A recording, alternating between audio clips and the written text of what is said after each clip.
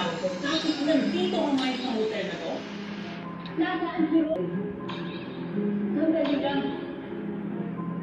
Huwag kang kapalikod pag sinakas mo sa pantay. Bitiwan mo ako. Baka patulang kita ha. Magulungit ako ngayon.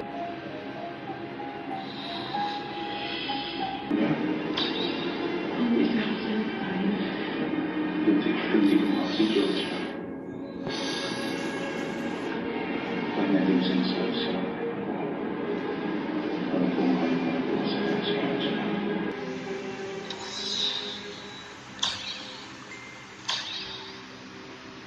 Saan ka galing? Ha? Sumagot ka! Saan ka galing?